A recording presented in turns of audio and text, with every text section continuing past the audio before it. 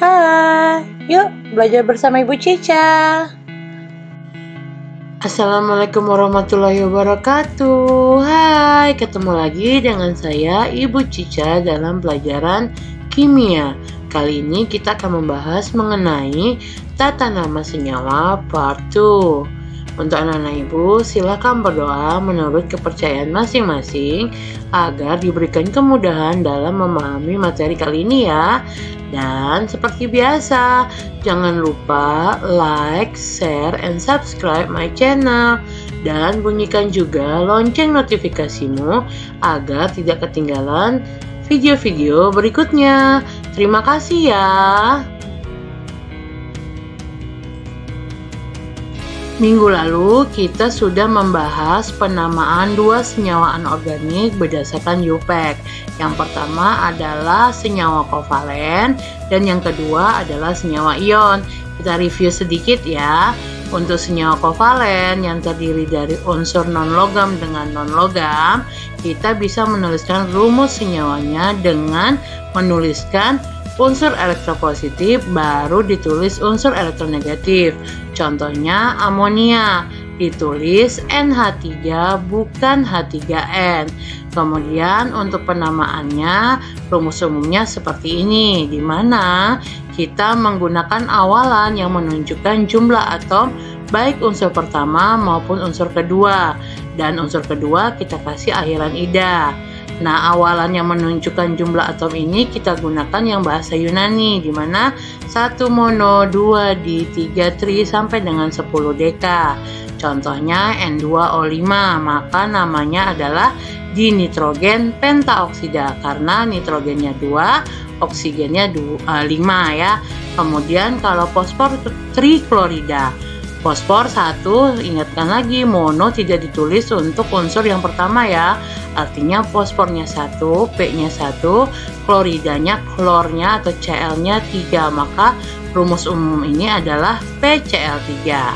Nah, untuk senyawa ion yang terdiri dari unsur logam dengan non-logam, maka rumus senyawanya kita tulis kation ditulis lebih dulu daripada anion dengan rumus umum senyawanya seperti ini. Nah, kita mengalih silangkan muatan kation dengan anion agar senyawa yang kita dapatkan netral atau tidak bermuatan. Nah, contohnya ini Al3+ dan S2-, maka rumus senyawa untuk senyawa ion ini adalah Al2S3, maka rumusnya jadi Al2S3. Untuk penamaannya kita hanya menyandingkan nama kation diikuti dengan nama anion dengan catatan jumlah atom atau indeks tidak disebut seperti senyawa kovalen. Jadi di sini kita tidak pakai lagi mono, di sampai dengan deka ya. Nah, kita beri nama ya. Ini contohnya Al3+ ini adalah ion aluminium, S2- adalah ion sulfida, maka Al2S3 namanya adalah aluminium sulfida. Kita ingat lagi, kation ada yang memiliki muatan lebih dari 1. Oleh karena itu, kita harus menuliskan muatan itu menggunakan angka Romawi. Contohnya FeCl2. Nah, di sini dilihat besi ini adalah besi 2, maka namanya besi 2 klorida, bukan besi klorida. Kemudian ada juga senyawa ion poliatomik, yaitu melibatkan kation ataupun anion yang bersifat poliatomik. Contohnya Na2SO4, maka namanya menjadi natrium sulfat. Nah, untuk dua senyawa ini sudah bisa dipahami ya. Dan ingatin lagi, kalian harus mengingat dan menghafal nama-nama kation dan nama-nama anion yang terlibat di dalam suatu senyawa. Oke, kita lanjut pada tata nama senyawa berikutnya. Baik, kita lanjutkan ya, yaitu senyawa asam. Apa itu senyawa asam? Senyawa asam adalah zat yang menghasilkan ion H+ jika dilarutkan dalam air. Nah, senyawa asam ini akan dibahas lebih detail di kelas 11 semester 2. Kali ini kita hanya membahas tentang tata nama senyawa asam ini. Untuk aturan rumus senyawa asam ini, kita menuliskan ion H+ lalu diikuti dengan anion atau sisa asam, baik anion monoatomik ataupun poliatomik. Di sini rumus asam menjadi ciri khasnya adalah si ion H+ ini ya. Nah, kita review lagi, anion yang kita gunakan ini adalah yang minggu lalu kita tulis di catatan, yaitu seperti ini untuk anion poliatomik, dan yang ini adalah anion monoatomik. Ini yang akan kita gunakan untuk membentuk senyawa asam. Contohnya ada ion H+ dan anion Cl-.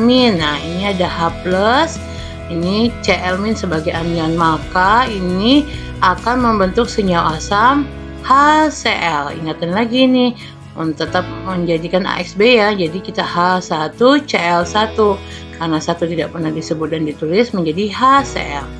Berikutnya H+ dan imin, maka rumus senyawa asamnya adalah Hi. Nah, kemudian kita lanjutkan. Kita ada 2H+ dan SO4 2-min. Ini adalah anion poliatomik ya. Nah, maka rumus senyawanya adalah H2SO41 ya. Jadi satu tidak pernah ditulis, maka rumus umumnya adalah H2SO4. Nah, lalu H+ dan NO3-. Nah, maka rumus senyawa asamnya adalah HNO3. Nah, kita coba sekarang kita mengionkan H3PO4. Maka untuk mengionkan kita ada catenated anion ya. Jadi ada H+ dan PO. Nah, apakah PO4 atau PO? Nah, ingatin lagi, anion poliatomik indeksnya tidak boleh dilepaskan. Ini adalah milik si anion, maka bukan PO tapi PO4 ya. Nah, berarti di sini plus, yang di sini min. Depan plus, belakang min. Kemudian ini ada angka 3, maka ini punya PO4. Nah, 4 ini punya H, bukan ya. Jadi 3 ini punya PO4. Ini muatannya berarti menjadi 3 min, sedangkan H tetap di 1 plus. Contoh berikutnya HCN. Berarti kita punya H+ dan Cn- karena sama-sama 1. Lalu lihat HF, maka ini adalah H+ dan F-. Kemudian ada juga HCH3COO, maka rumus ionnya adalah H+ dan CH3COO-. Nah, HCH3COO biasanya ditulis menjadi CH3COOH. Kemudian kita lihat penamaannya ya. Nah, untuk senyawa asam, untuk tata namanya kita memberikan kalimat asam diikuti dengan nama anionnya. Jadi gampang nih. Jadi nama anion kita kasih awalan asam. Kita lihat contohnya lagi tadi. Ini ada, tulislah rumus dan nama senyawa asam dari sisa asam berikut. Ada sisa asam yang harus kita buatkan nama senyawa dan rumus senyawanya. Kita awali yang pertama, berarti H dengan Cl-. Maka rumus senyawanya menjadi apa tadi? HCl. Maka namanya adalah Cl ini apa nama anionnya? Klorida. Maka ini namanya adalah asam klorida. Kemudian ada H+ dengan SO4 2-. Maka rumus senyawanya menjadi H2SO4. SO4 adalah nama anion sulfat, maka namanya asam sulfat. Kemudian ada H+ ditambah NO3-, maka dia menjadi HNO3. Maka rumusnya nama senyawanya adalah asam nitrat. Kemudian ini ada dengan PO4 3-, fosfat. Berarti rumus senyawa menjadi H3PO4, namanya menjadi asam fosfat. Lalu ini ada Cn-, H menjadi HCN, namanya asam sianida. Dan yang terakhir H+ dan CH3CO- menjadi CH3COH. Nah, CH3CO- ini nama anionnya adalah asetat, maka nama dari CH3COH adalah asam asetat. Jadi kita harus ingat dan tahu nama anion dulu, baru kita kasih kalimat asam di depannya. Itulah tata nama dari senyawa asam. Atau nih kita contoh berikutnya, tulislah rumus senyawa kimia si asam ini. Yang pertama asam nitrit, lalu ada asam klorid, asam sulfida, asam oksalat, asam broman, dan asam tiosulfat. Kita coba lihat asam nitrit. Nah, asam berarti harus ada H+. Lalu nitrit itu adalah anionnya NO2-. Maka rumus senyawa kimianya apa? HNO2. Lalu asam klorid, dia ada H+ karena asam. Lalu klorid anionnya adalah ClO2-, maka menjadi HClO2. Kemudian asam sulfida, H+ ditambah S2-, maka menjadi H2S. Begitu juga dengan asam oksalat, menjadi H2C2O4. Kemudian asam bromat menjadi HBRO3. Dan asam tiosulfat H2S2O3. Bagaimana untuk senyawa asam, bisa dipahami ya? Kita masuk ke senyawa berikutnya. Senyawa berikutnya adalah senyawa basa. Senyawa basa adalah zat yang menghasilkan ion OH- atau ion hidroksida jika dilarutkan dalam air. Sama seperti asam tadi, basa akan dibahas detail pada kelas 11 semester 2. Untuk rumus senyawanya, kita bisa menuliskan kation terlebih dahulu, baru diikuti oleh ion OH-. Kation yang kita gunakan bisa kation monoatomik seperti ini, ataupun poliatomik. Nah, untuk senyawa basa, menjadi ciri khasnya adalah ion OH yang terdapat di belakang kation. Kita lihat contoh rumus senyawanya ya. Ada kation Na+, kemudian ada ion OH-, maka rumus senyawanya menjadi NaOH. Lalu ada Mg2+ dengan OH-, maka rumus senyawanya kita kali silang karena muatannya berbeda ya. Apakah kita tulis seperti ini, MgOH2? Nah, tentu tidak ya, karena yang kita kali 2 ini O dan H-nya, karena ini adalah kation poliatomik lebih dari satu, maka penulisan seperti ini tidaklah benar. Kalau kita tulis seperti ini, 2 ini hanya pengalian untuk H, sedangkan O tidak. Maka ini salah. Mana yang benar? Maka yang benar adalah seperti ini. Kita berikan tanda kurung pada kation poliatomiknya. Jadi pembacaannya adalah MgOH 2 kali. Saya ulang lagi, MgOH 2 kali. Inilah yang benar. OH-nya menjadi 2 ya.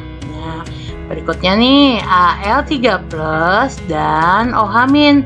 Maka menjadi Al, ulang nih, OH- berarti menjadi AlOH 3 kali. AlOH 3 kali berarti OH-nya ada 3.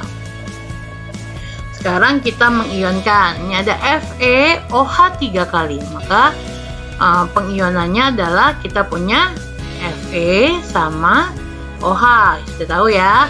Kemudian di depan pasti positif, di belakang pasti negatif. Di sini ada angka 3. Ini siapa nih? Muatan siapa? Oh, ini adalah muatan si Fe. OH 1 tetapi sebanyak 3. Jadi Fe3+ dan 3 OH-. Nah, ini FeOH 2 kali. Berarti dia menjadi Fe2+ dan 2 OH-. Betul. ZnOH 2 kali. Jadi Zn2+ dan 2 OH-. Dan terakhir AgOH. Jadi Ag+ dan OH-. Untuk rumus senyawa basa bisa ya. Sekarang kita lanjut ke tata nama senyawa basa. Nah, untuk namanya kita menyebutkan nama kationnya, lalu kita akhiri dengan kalimat hidroksida. Jadi OH- itu kita baca hidroksida.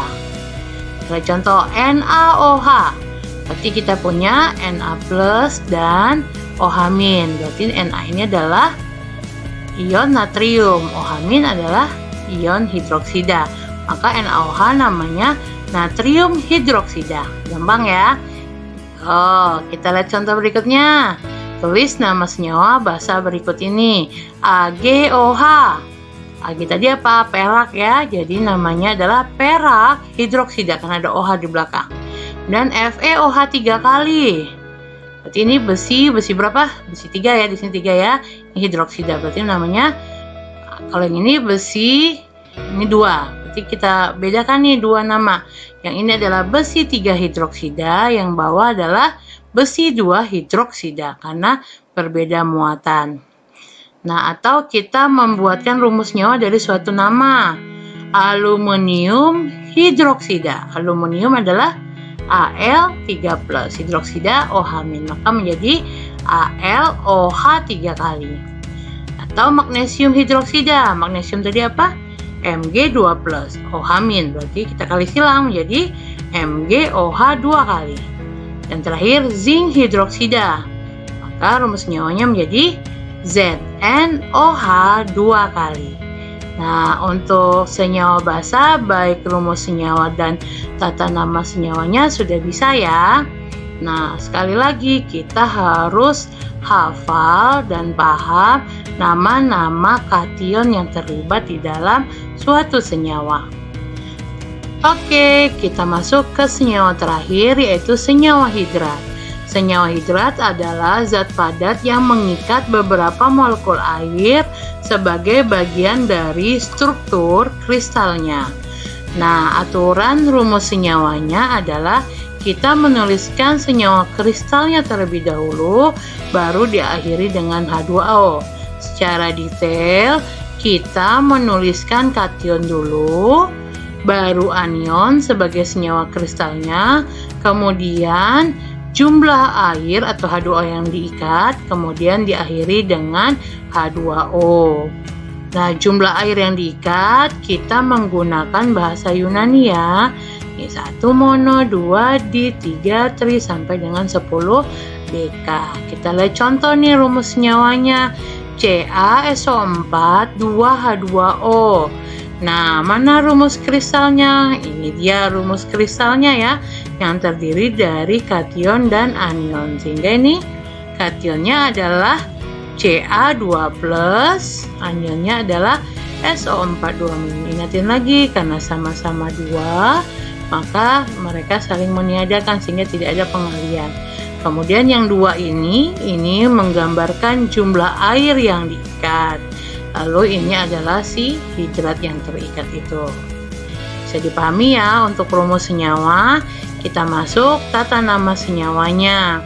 Nah, kita menuliskan nama kation dulu, lalu diikuti dengan nama anion. Ini sebagai nama senyawa kristalnya.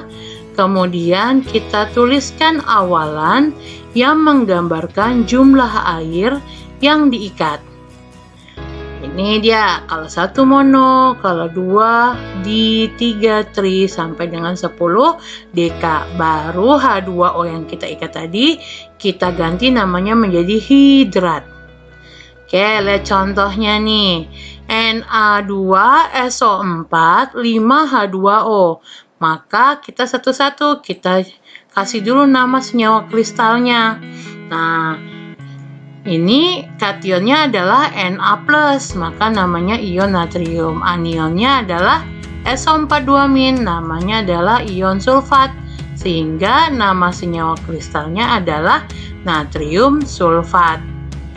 Oke, sekarang yang hidratnya. Ini ada angka 5 ya, artinya 5 molekul H2O yang diikat.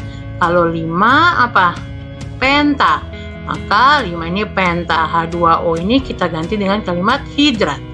Hidrat, sehingga 5 itu pentahidrat. Jadi Na2SO4 5H2O namanya adalah natrium sulfat pentahidrat. Oke, bisa ya. Nah, sekarang nih kita disuruh buat rumus senyawa dari suatu hidrat, yaitu kobalt 2 klorida heksahidrat. Maka yang pertama kali kita lakukan adalah kita buat dulu senyawa kristalnya.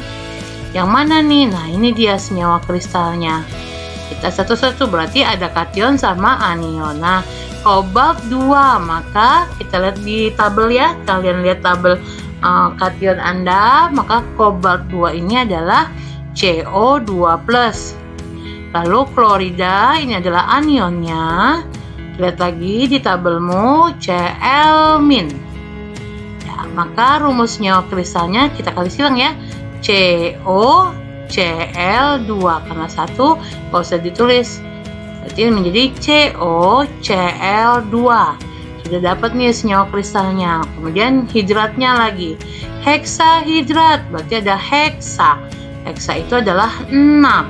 Hidrat H2O, maka heksahidrat adalah 6H2O. Maka rumus senyawanya untuk kobalt 2 klorida heksahidrat adalah COCl2 6H2O. Nah, bagaimana untuk senyawa hidrat? Sudah bisa ya.